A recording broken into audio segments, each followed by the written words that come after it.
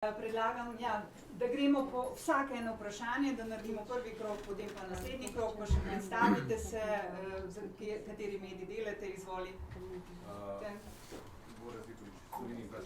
Månsson. You mentioned ProBanca now. Yes. Being transformed into some kind of a bad bank for the smaller toxic assets, if I understood correctly. Is this related to that report today in the Daily Dynamic? I don't know if you're familiar with it, but the state is thinking about establishing a second bad bank for the toxic assets that are on the books of the banks still.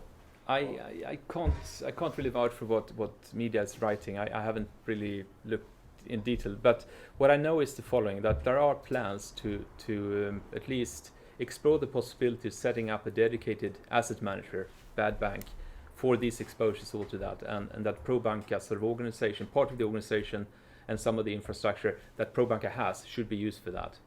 And I also think that at least the idea of having external financing coming into that is on the table. I don't know what the final outcome is. The only thing is that we have been asked to start preparing for also looking at what will, the remaining assets, that we will merge that into that. So I think in the end, Faktabanka and ProBanca will sort of disappear. There will be then BMC and also a dedicated SPV or an asset manager relating to exposure to the SME sector, which is slightly different, and also it could be a useful solution. But that part I'm not really part of. So we are only been asked to sort of look at assets which are more relating to the same that we are managing. Can I just rephrase? Out of the 3 billion, or a little over 3 billion that's left on books of banks currently for toxic loans, do you expect to get more? Do you expect to actually take up more? We are. This is what I'm explaining. So when it comes to Pro and Faktabanka, only those, there have been asked to actually look at some of the loans which are not fitting the criteria for this SPV. We have been asked to look in. So buying from Pro and Faktabanka, I think, are, when it comes to a systemic solution, the only remaining transfers that we are expecting. Then when it comes to other exposures, in order to consolidate some of the exposures we have, we might buy some exposure from the banks. And I think the banks are also actively now pursuing process to sell some of the non-performing loans which are still in the banks to other interested parties, because, as I mentioned, as a consequence of some of the transactions we've done, there is now actually a market for non-performing loans in Slovenia, which attracts some interests also from international players. Naslednje vprašanje.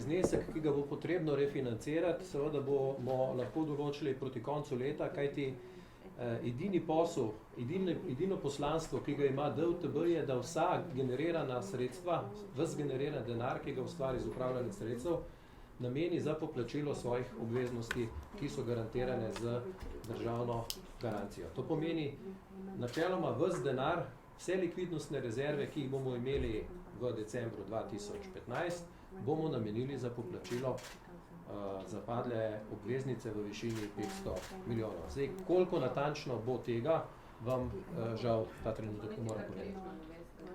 Ne bi rad špekuliral tukaj za številkami.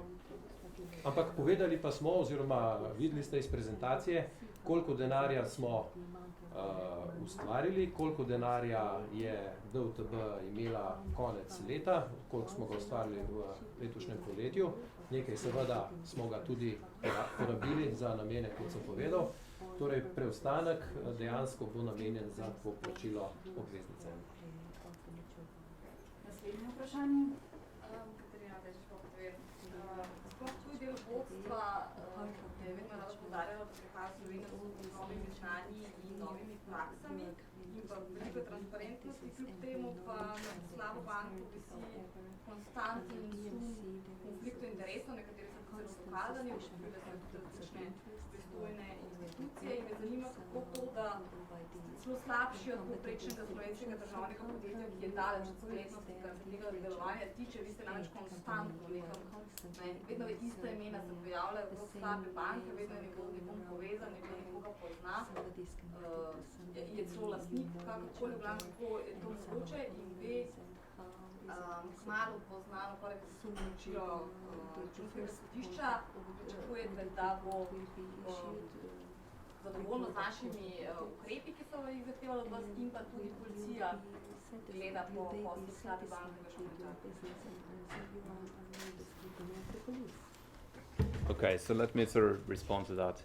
First of all, in that question, there was a lot of actually false accusations, and I'm starting to react a little bit negatively to those things because, first of all, there has been no proven conflicts of interest. There has been pointed out there is a risk of conflict of interest, and we have explained, I think, many times how we manage that, and we are very strongly sort of sure of that we have managed that correctly. When it comes to that we are investigated by the police, we have been so informed from media only. We have, I think I mentioned, we have actually quite a lot of ongoing contacts with the police, and so far there has been no approaches from the police so far. Should there be, I think we would welcome that, because we like to make sure that we settle this and that these sort of very loose speculations stop, because it's actually hurting us and it's not really good for anyone that it sort of continue on a sort of a accusation basis. We'd rather see it sort of fully transparently sort of reviewed, and then we sort of deal with it that way. This is still relating back to some issues around 2013, and as I said, we have since then addressed that quite a lot.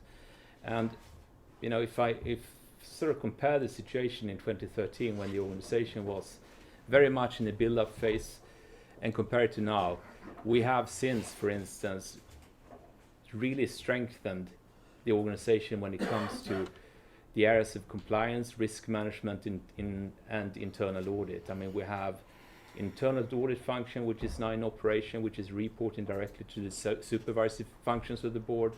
We have a risk management function, a risk management committee, which is supporting the executives on the daily matter in order to make sure that we actively manage any risks. You know, there will always be risks, and will always be risks of conflict of interest, but the issue is not that. It is how we are dealing with that. And we believe that we are dealing with that adequately, correctly, and even soon in probably the best possible way. We also have quite recently signed up and also expanding the organization, so we have expertise when it comes to public procurement, and having a dedicated research for that. And for instance, we are also bringing in some of these best international experiences. And if I make one example, there is no requirement for us to actually implement the protocols which is related to so-called KYC, know your customer. But it's actually not a bad thing to have a very formalistic and you know, proven way of making sure that we are not selling back exposures to people that are not entitled to do so. Even if we have requested basically specific guidelines from some of these institutions you mentioned, we never sort of got any concrete advice on what we could do in order to improve what we already had put in place. But we then went out and basically looked at what other institutions are doing, and therefore we have adapted some of the KYC protocols and implemented that as an example of things that we try to do, which goes beyond, I would say, the more formal and legalistic requirements. We are serious when we say that we like to be an institution which is not only compliant, we should be recognized as being more than that, and hopefully we'll find a way to also get an international recognition that we are an institution which is, you know, robust, compliant, good quality, and have everything sort of done as it should be done.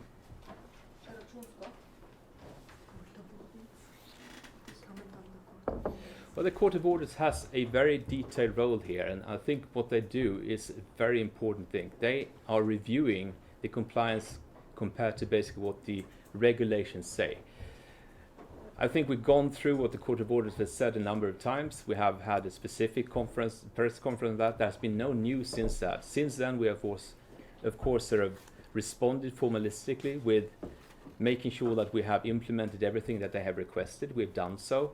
I mean, we have, for instance, an internal policy catalog, which is now, I think, exceeding some 25 to 30 specific policies. And the traceability and, I would say, documentation of what we do is very important. And we have spent a lot of time now to make sure that we are building up that and have that in place, so it is easier for an institution like Court of Audit to actually review us as we do. We continue to do that. We have sent more materials to them, so there is also ongoing work right now with that. But I actually think that we have done what is required of us formalistically, but also more than that, I think we are now trying to move beyond that and making sure that we put even higher standards to ourselves than what is sort of done from a more compliance point of view. Hvala. Naslednje vprašanje. Nisem zabrala CRTV. Jaz bi najprej gospoda Štepeca vprašala v zvezi s Cimosom. Zanima me, ali že imate kupca, veliko je govora o tem, da je že izbran. In drugo vprašanje, ali boste upoštevali pozive sindikata, da se Cimos ne proda po delih, temveč da se prodaja v celoti. Maybe I can comment on Cimos that.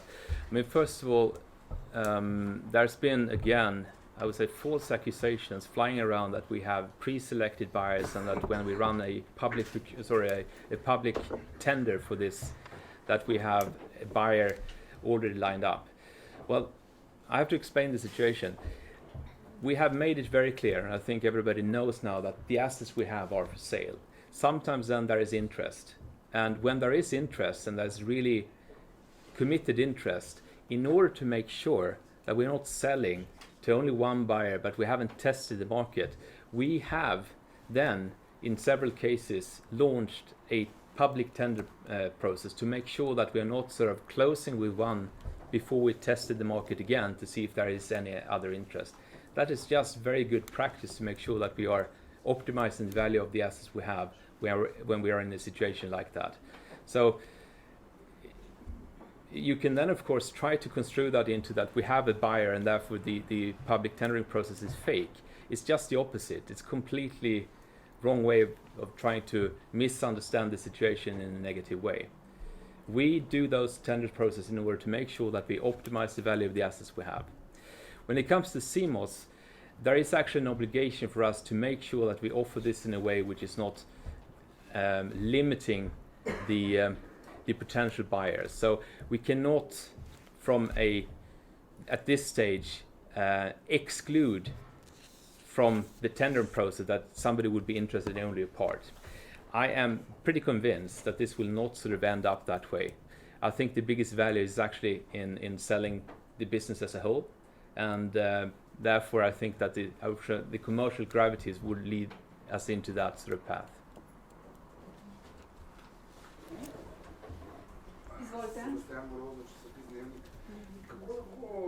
Komentirate, da najprej najdete kupce, potem objavite javni razpis, recimo to je evidentno iz primerjalne dražbe, iz TKH, EVI, pa kaj se je. Druga stvar, gospod Šila, za vas. I stop there. I want to address that first.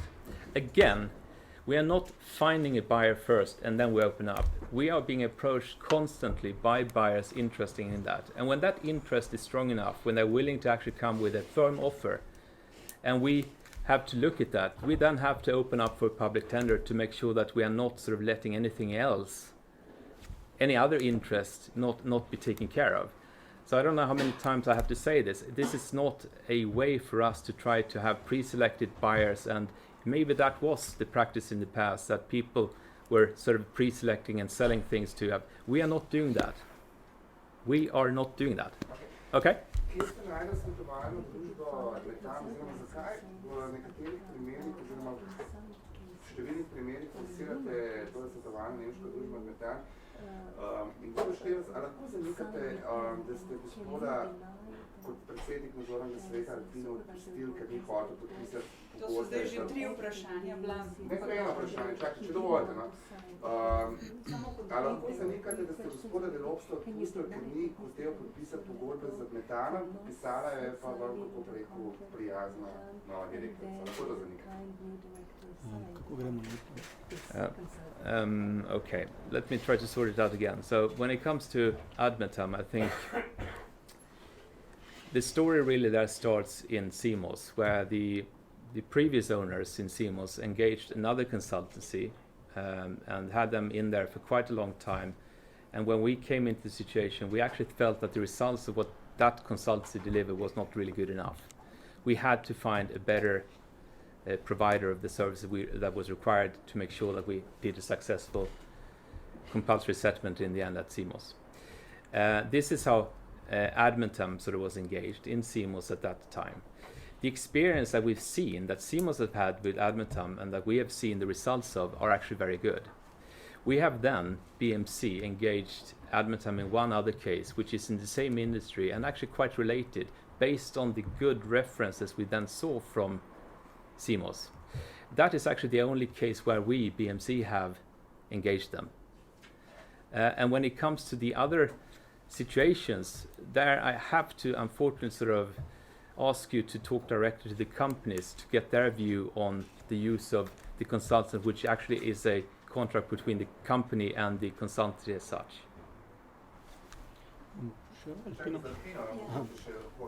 Yes. Ja. Evo, sledi. Kar se tiče Alpine, najprej en popravek. Gospoda Delopsta je razrešil nadzorni svet, ne samo predsednik nadzornega sveta. Z gospodom Delopstom smo tudi zelo dobro sodelovali v preteklih letih in tudi njemu gre... Vi zahtevo, da on podpiše pogodbo oziroma nadzorni svet, ker je ni podpisal, pač se ga pustili. Ne, to ne drži. Drži pa dejstvo, da ko smo postali lastnik po prisilni poravnavi, smo naredili analizo poslovanja in pa tudi ocenili, kakšne so nadaljne možne poteze glede Alpine. In ugotovitev je bila pravzaprav, da v takem stanju ali pa taki kondiciji, kot je Alpina danes, bo dolgoročno zelo težko tekmovala na trgu, ki je izjemno konkurenčen, in da pravzaprav taka, kot je danes, je tudi zelo težko prodaljiva v smislu, da bi našla nekega ustreznega strateškega ali pa drugačnega partnerja, ki bi zagotovil potreben razvoj, kapital in tako naprej. Zato smo se pač odločili, da so potrebni določeni ukrepi v smislu operativnega prestrukturiranja. Je pa res, da gospod Delops nekaterih predlaganih ukrepov ali pa strategije ni povsem delil z nami. Nadzorni svet pa je ocenil, da je gospa Barbara Vtič tista, ki je pravzaprav prava oseba, da te ukrepe izpelje in nam pravzaprav pomaga Alpino pripeljati do te točke, da bo imela tudi možnost dolgoročnega preživetja z ustreznim lastnikom. Tako je, ne podpis pogodbe ni bil razlog. Izvolite, naslednje vprašanje. Gospod bi kar nadaljevala, glede na to, da imate neke obligacije finančne davkoplačevalcem, potem tudi vidika transparentnosti. In če ste predlagali v bistvu recimo Alpini ta Admetam, če se je dobro izkazal v CMOS-u, zakaj od vas kot od lastnika ne moramo zvedeti recimo kakšne so sklenjene pogodbe recimo s tem Admetamom, recimo v primeru Alpine, pa če drži, da je 200 € na mesec s CMOS-om. Še zadnje vprašanje, zadnji del vprašanja. Če drži, da je sklenjena pogodba z konservativnim podjetjem s CMOS-om bila v višini 200 €.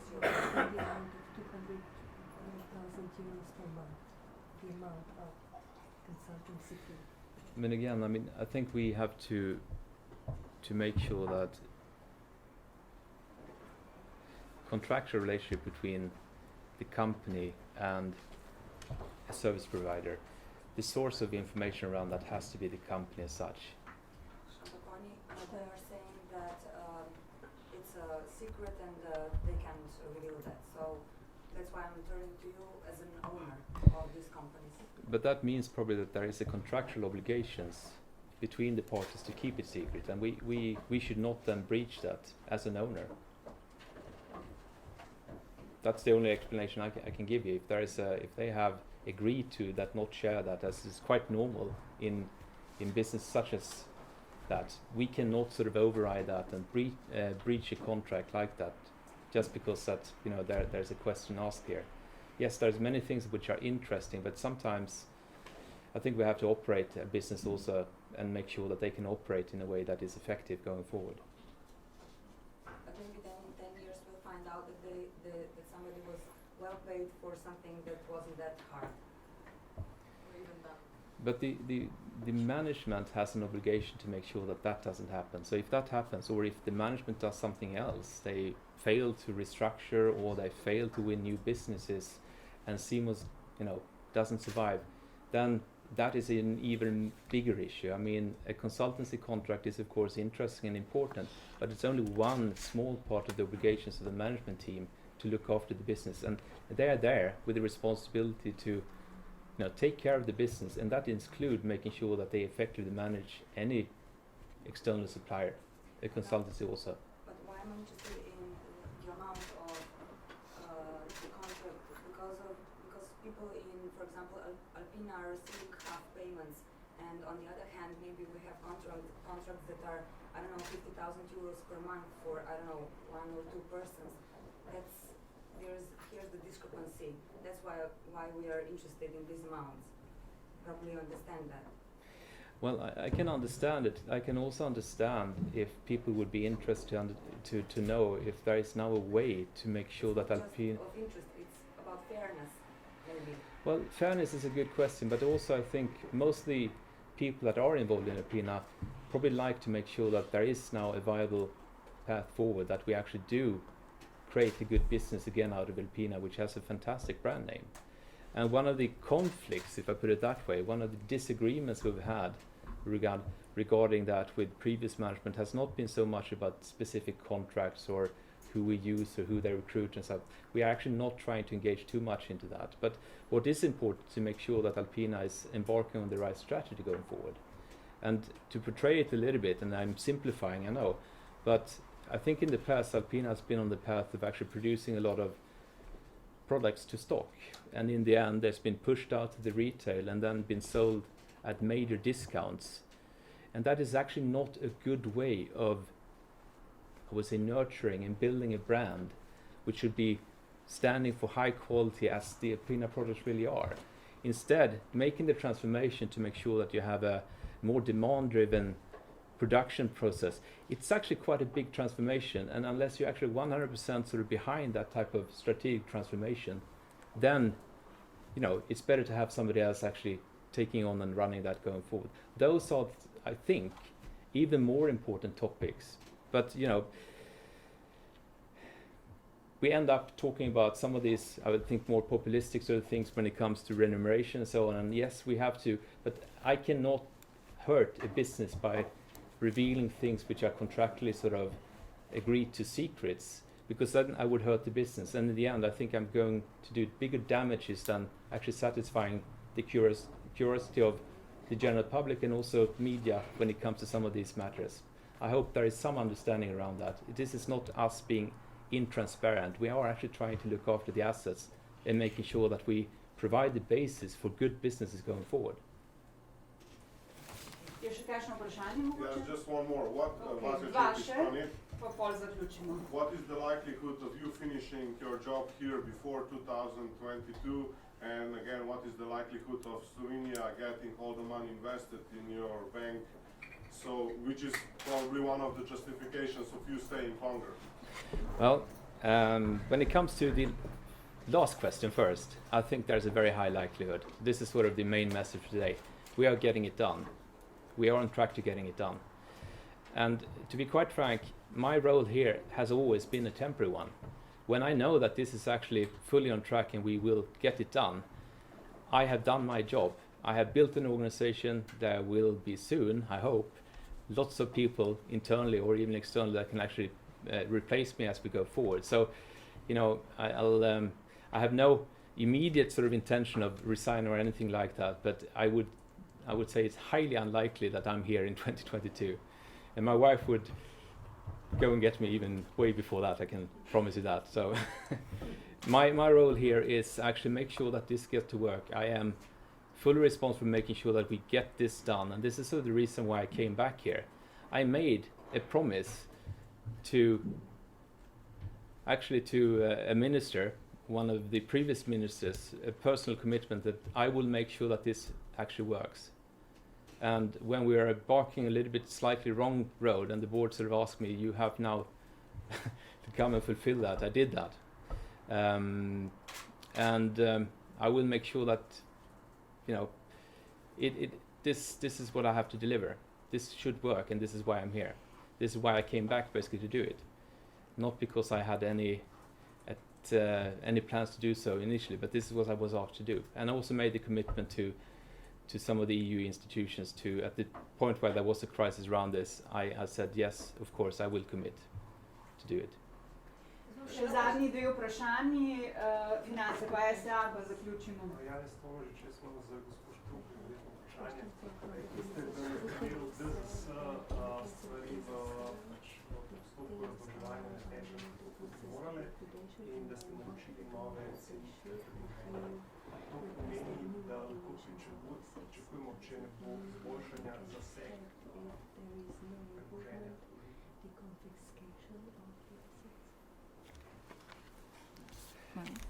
Yeah, of course.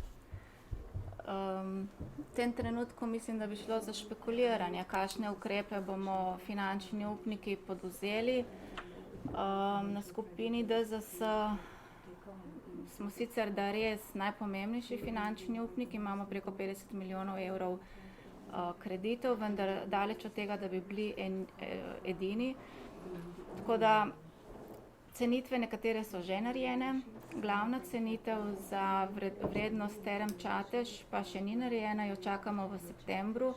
Tako da, ko bodo te vrednosti v celoti znane, takrat bomo pravzaprav pogledali situacijo celovito in se tudi z drugimi finančnimi upniki skupaj odločali, kaj je najprimernejši korak v smeri, da smo najboljše poplačani. Ok, še zadnje vprašanje. It's me again over here. This question, today we've heard quite a few cases explained that you're handling. We sat here a year and a half ago, you said you would not comment on ongoing cases. So what's changed? Why have you decided now to be more open about these cases? Yes. I think we're still not trying to comment on actions we're going to take. We can report on the progress, and we also realize that there is a lot of attention around this. I mean, let's say 18 months later, I also realized that since during these 18 months, I think we have responded to 2,480 requests from media, and we responded in written form. And this is in addition to all the questions we get sort of, and we handle more formally. We have, I mean, so there is a tremendous, I would think, appetite in order to make sure that you know, all the steps are to somehow reflected on in the general public. The thing is that in many of these restructuring processes, the path forward is pretty clear, but there are many ways to achieve the same thing. And I think you now probably have a sense of that VMC are always preparing sort of one path, but also 2 or 3 other optional ways of doing things. And sometimes when we have to change things at a very short notice because it's part of the plan, this is something that we cannot, you know, portray to the media and explain to the media in full, because it's actually impossible to convey that. So then it means that sometimes there is something we do and then we change path and we do it, and it becomes a major issue, and people are keeping score if we're winning or losing. We have a little bit more of a holistic approach when we do it. So we will sort of assess all the options we have available, and we prepare, and we will even sort of sometimes initiate more than one at the same time in order to make sure that in the end we get through. And those type of processes are very difficult to relate in media, and therefore we'd rather do it after we've done it, so we can explain what really happened and why we did it. And it's just restructurings in a situation when the exposures we have are complex, the number of stakeholders involved are, you know, I would say that normally sort of 10 plus, right? It is a very complex matter, and for us to try to explain that in very short, and you actually to then give that further on to the general public in a meaningful way, sometimes it's not really that easy to do. So therefore we try to keep it as factual as possible and report on what we have done and not what we're going to do. Initially you were very, very secretive. Now you've opened up. Do you think that's fueled some of the skepticism, some of the, that you're dealing with now, that you're responding to now? I cannot speculate on that. I mean, I think this is we are learning, and I think you are learning about us, and hopefully we find a better way of interacting going forward.